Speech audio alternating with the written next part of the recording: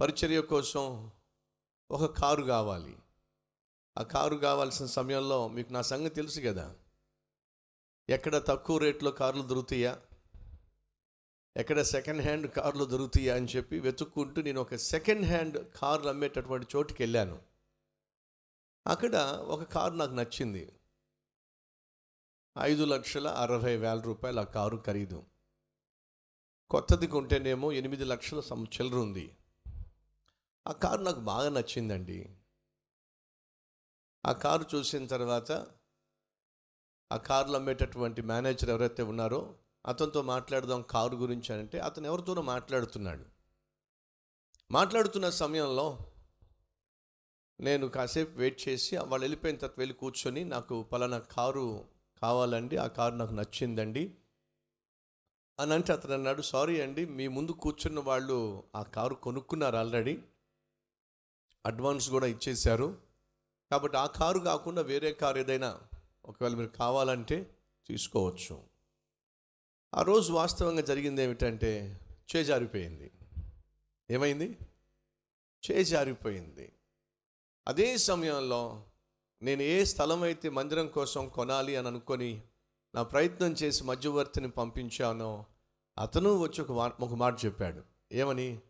చేజారిపోయింది, అవకాశము లేదు, మీరు పొందుకునే అవకాశం లేదు, ఆలోచనలు పెట్టుకోకండి, అవుట్ ఆఫ్ అవర్ హ్యాండ్స్. కనీసం వెళ్ళి అప్రోచ్ అయ్యేటటువంటి ఛాన్స్ కూడా, బేరమాడే ఛాన్స్ లేదు, అవుట్ ఆఫ్ హ్యాండ్స్. అప్పుడు నా మదిలో ఒక ఆలోచన వచ్చింది. ఏమిటో తెలుసా? చేజారిపోయిన ఈ కారు మరల నా చేతికి వస్తే చేజారిపోయిన స్థలం కూడా మరల నా చేతిలోకి వస్తుంది. అది ఎలా సాధ్యం తెలియదు. ఆ ఆలోచన మధ్యలోకి వచ్చింది.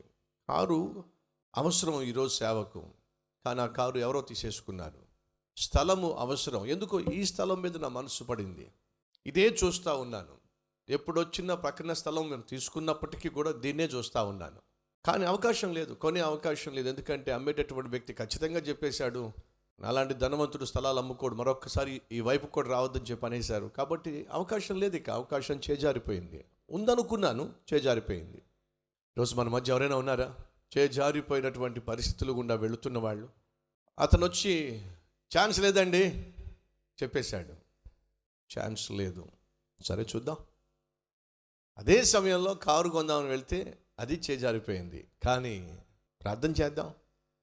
ఆ రాత్రి ప్రార్థన చేశాను, ప్రభువా, చేజారిపోయిన కారు చేతికి వస్తే చేజారిపోయిన స్థలం కూడా చేతికి వస్తుంది, ఏం చేయబోతున్నావో నాకు తెలియదు, కానీ ఒక సూచన నాకు ఇవ్వు. ఏమిటి ఆ సూచన అంటే, చేజారిపోయిన కారు మళ్ళీ నా చేతికి రావాలి. అలా వచ్చిందంటే చేజారిపోయిన స్థలం కూడా నా చేతికి వస్తుంది అనే నమ్మకం నాకు ఏర్పడుతుంది. ఈ సూచన నాకు చూపిస్తావా? ప్రార్థన చేశాను. ఆ తర్వాత ఏం జరిగింది? ఫోన్ వచ్చింది. ఎక్కడి నుంచి ఫోన్ వచ్చింది? సెకండ్ హ్యాండ్ కార్లు అమ్మే ఆ మేనేజర్ దగ్గర నుంచి ఫోన్ వచ్చింది. ఏమిటది? మీరు కొనుక్కోవాలనుకున్న కారు వాళ్ళు కొనేసుకున్నారండి, అడ్వాన్స్ కూడా ఇచ్చేశారు. ఆ ఫోన్ వల్ల మనకు లాభం అంటారా? కానీ వాళ్ళు ఈరోజు మళ్ళీ వచ్చారు, మాకు ఆ కారు వద్దు, మా అడ్వాన్స్ మాకు ఇచ్చేయమన్నారు. మీరు ఆ కారు కొనుక్కోవాలని ఆశపడితే వచ్చి పట్టుకెళ్ళండి. ఆ క్షణమే నాకు అర్థమైంది, ఈ స్థలాన్ని దేవుడు మనకివ్వబోతున్నాడు. ఇచ్చాడా లేదా? ఇచ్చాడండి. ఈ స్థలాన్ని దేవుడు అనుగ్రహించాడు. అలా అనుగ్రహించబోతున్నాను అని చెప్పి మొదటిగా ఏం చేశాడో తెలుసా? ఒక సూచన తెలియచేశాడు. చేజారిపోయిన దానిని తీసుకొచ్చి చేతిలో పెట్టేశాడు. నేను ప్రకటిస్తున్న దేవుడు చేజారిపోయిన వాటిని కూడా తీసుకొచ్చి నీ చేతిలో పెట్టుటకు చాలినవాడు. నువ్వు చేస్తున్న సేవ కావచ్చు, సంఘ విషయం కావచ్చు, సంఘ స్థల విషయంలో కావచ్చు, లేక నీ కుటుంబ విషయంలో కావచ్చు, నీ ఉద్యోగ విషయంలో కావచ్చు, నీ వ్యాపార విషయంలో కావచ్చు, నీ చదువు విషయంలో కావచ్చు, నీ ఆరోగ్య విషయంలో కావచ్చు, ఏదైనా చేజారిపోయినట్టుగా నీకు అనిపిస్తుందా? అయితే నీకు ఒక విషయం చెప్పాలనుకుంటున్నాను. చేజారిపోయిన వాటిని కూడా నీ చేతిలో పెట్టగలిగిన చేతనైన దేవుడు నేను ప్రకటిస్తున్న ప్రభువైన యేసుక్రీస్తు. ఆనాడు ఏలియా ప్రార్థన చేశాడు. దేనికోసమో తెలుసా? ప్రాణం పోయినటువంటి పిల్లాడు బతకాలని. దేవుడు అద్భుతం చేశాడు. ప్రాణాలు కావాలి అని ప్రార్థన చేస్తే దేవుడు అద్భుతం చేశాడు, ప్రాణాలు తిరిగి ఇచ్చేశాడు. కొంతకాలం అయిన తర్వాత అదే ఏలియా మరొక ప్రార్థన చేశాడండి. ఏంటో తెలుసా? ప్రాణం పోవాలి అని ప్రార్థన చేశాడు. వింతగా ఉంది కదా. ఏమిటో మన జీవితంలో, మన ఆత్మీయతలో అన్ని రోజులు ఒకేలా ఉండవండి.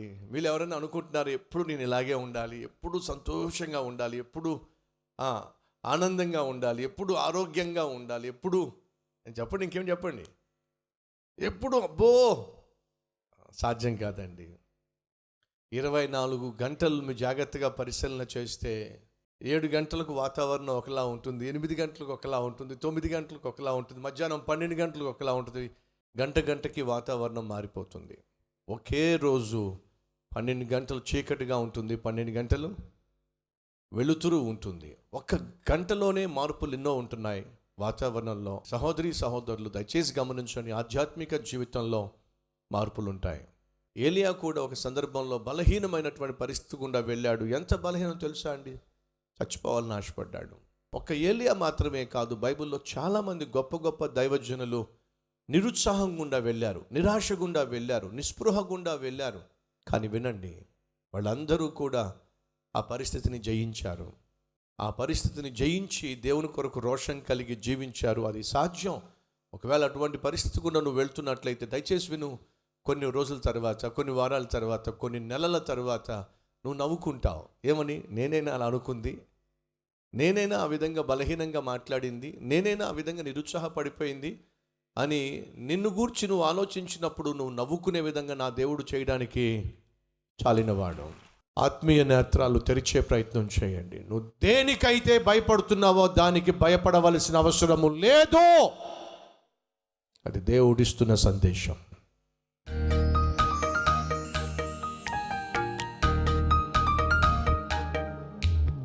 మహాపరిశుద్ధుడు అయిన ప్రేమ కలిగిన తండ్రి, నా కన్నులు తెరువు నాయనా, నీ ఆశ్చర్య కార్యములు కల్లారా చూసే నీవు కలిగి ఉన్న ఉన్నతమైన ఆలోచనలు, ఉన్నతమైన ఉద్దేశాలు, ప్రణాళికలు, ఆశీర్వాదాలు కల్లారా చూసే భాగ్యము మాకు దయచేయమని యేసుక్రీస్తు నామం పేరట వేడుకుంటున్నాం తండ్రి. ఆమెన్.